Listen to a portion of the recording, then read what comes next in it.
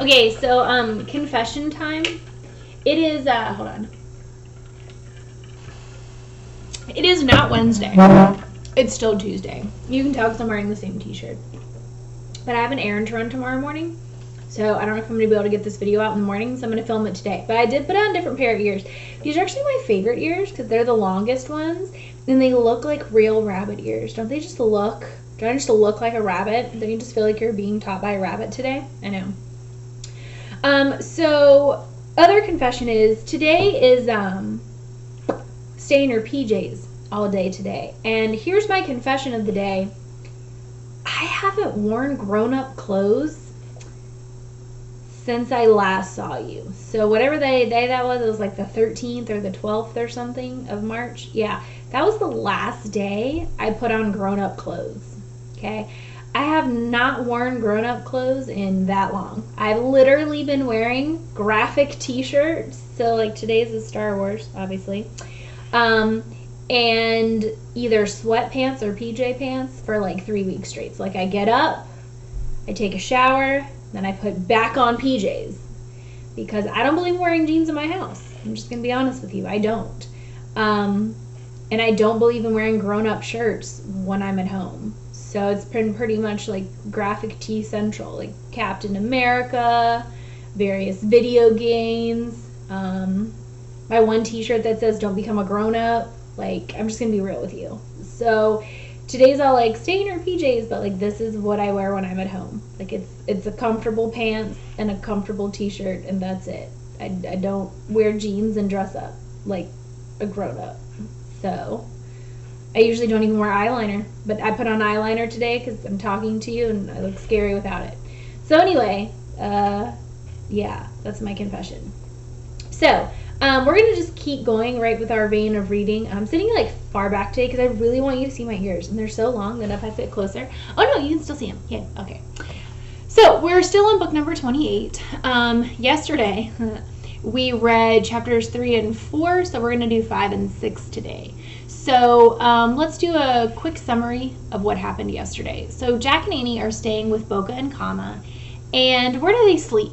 Tell me where they slept the last night. And also tell me, what do they eat for breakfast? How do they get their breakfast in the mornings? Excuse me. And then tell me, what activity are they planning on doing that Jack is nervous about? What activity are they planning? And yeah, that's our summary. So let's go ahead and go over our vocabulary. Okay, so vocabulary is breakers. There's those waves that break right up close to shore. The next word is chores. Those are the things that you have to do at home that you never want to, but you got to. Then we have fantasy, which a fantasy is something that's impossible to do. Meadow, which is a low ground that's covered in grass and trees, doesn't usually have any hills. Similar to a prairie. Porch is basically a little room at the front of a house that's not part of the actual house. It's like an outside part.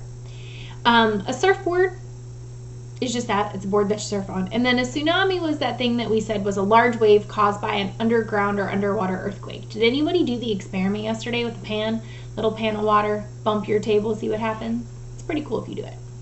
Okay, so Jack and Annie are on their way to try surfing. And of course, Annie being Annie's like, woohoo! And Jack being Jack is like, oh. So we'll see how this works out. So we are on chapter 5, which if you're reading along is on page 35. So that's where we're going to get started at. Okay, go. Boca looked at Jack and grinned. Ready? He asked. Ready, said Annie. Where do we get our surfboards? Down there, said Kama. She pointed to a rocky path that led down to the beach. Let's go, said Annie. Annie, Boca, and Kama started down the path. Jack followed, moving slowly and carefully. When he stepped onto the beach, Jack slipped off his shoes. He dug his toes into the dry, warm sand. It felt soft as silk. Actually, I don't think I'm going to mind just taking a walk on the beach, he said to the others. But no one seemed to hear. They had all walked over to a row of wooden surfboards propped against the rock. Boca picked out a longboard and lugged it over to Jack. For you, he said. Jack took the board and looked up at it. It was as tall as his dad. Isn't this a little big for me? He asked. Boca shook his head. He chose a board for Annie, and then he and Kama grabbed a couple of boards for themselves.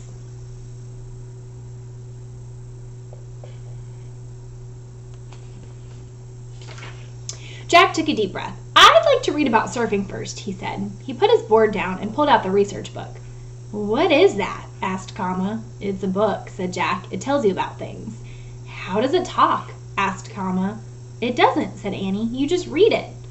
Kama looked confused. Now, why does she look confused? What did we learn about the early Hawaiians and how they tell stories? "Jack, forget the book," said Annie. "Let's just do a book on Kama tell us." She headed for the ocean, lugging her board. Jack sighed and put the book away. He left his pack in the sand, picked up his board, and followed the others. They stopped at the edge of the water. "First, we need to get past the breaking waves," said Kama. "Then we'll show you what to do next." Together, they waded into the cool, shallow water. "Well, the waves don't seem that big," said Jack. Thought Jack hopefully. But as he waded deeper into the ocean, the breaking waves looked bigger and bigger. When the first wave hit, Jack leaned against it, lifting his board. He nearly fell over. Kama, Boka, and Annie moved farther out into the ocean. Jack watched as a wave loomed over them. They all threw their boards over the wave and dove into it. Jack struggled forward. The next time a big wave came, he threw his board over it. Holding his glasses tightly, he ducked under. When Jack stood again, he wiped the water from his eyes and glasses. His surfboard was close by. He grabbed it before another wave came. Jack kept fighting his way forward. By the time he got past all the breakers, the water was up to his chest. "We'll paddle out and catch a big wave," said Boka. Jack frowned. "But don't worry, Jack," said Kama. "It's going to be fun." Boka and Kama pulled themselves onto the boards. They lay on their bellies and paddled with their hands out into the sea. Jack and Annie lay on their boards. Paddling over the gentle waves, Jack relaxed. This was something he could do all day. "When I say go, paddle fast toward shore," said Kama. "When do we stand up?" said Annie. "When you move towards the shore," said Boka. "Stand up with one foot forward, stretch out your arms, and keep your balance." "But don't stand up the first time," said Kama. "Just ride your board on your belly." "I see one coming," said Boka. "Wait," said Jack. Everything was happening way too fast. He had questions. "Go!" Boka shouted. Jack saw a big wave rolling towards them. Before he knew it, Boka, Kama, and Annie were paddling quickly towards the shore. Jack paddled like crazy to keep up. Suddenly, the wave lifted him and swept him forward. Jack zoomed towards the shore with amazing speed. Out of the corner of his eye, he saw Boka, Kama, and Annie all standing up. What do you guys think? Would you be brave enough to stand up the first time? Would you be brave enough to try it at all? I'm not gonna lie to you, I don't do water, so this would not happen. I don't. Me and water, not friends. Jack wanted to be like them. In a flash, he went up on his knees. He put his left foot forward and stood up. For 1 second, he felt like a soaring bird. Then he lost his balance. Jack fell in the water, grabbing onto his glasses just in time. The wave crashed on top of him. Water filled his mouth and went up his nose. His board and lei were swept away. Jack twisted and turned in the churning water. When his head bobbed above, he choked and coughed. Another big wave crashed down on him and he went under again. When he came up, he plunged forward, desperately trying to get to shore. Again and again, Jack was thrown down and slammed by breaking waves. But each time he got up and hurled himself closer to the shore. Finally, Jack dragged himself out of the ocean. Feeling bruised and battered, he fell down onto the sand. Chapter 6. Shake Up. "Jack!" cried Annie. She ran to him. "Are you okay?" Jack just nodded. He had put on his wet glasses. He felt shaky and mad at himself. I should never have tried to stand, he thought. Kama picked up Jack's surfboard from the water and brought it to him. "Told you not to stand," she said, laughing. "You fell hard." "It's not funny," thought Jack. "I nearly drowned." "Best thing to do is get right back out," said Boka. "You go," said Jack.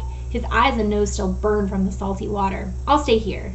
He picked up his pack. He walked over to his pack, picked it up, and pulled out the research book. "Come on, Jack," said Annie. "Try again. Just stay on your belly this time." "No, I'm going to read about surfing first," he said. "Aw, you should try it," said Annie. "Not read about it." She ran to him and pulled the book out of his hands. Jack jerked it away from her. He slipped and fell into the sand. Kama and Boka laughed again. "Why are you laughing?" snapped Jack. "You don't even know how to read." Boka and Kama looked hurt. "Jack," said Annie, "that was mean. Say you're sorry." Jack opened the book and pretended to read it. He did feel sorry, but he was too upset to say. "Fine, stay here," said Annie. She went back to Boka and Kama. "Let's go."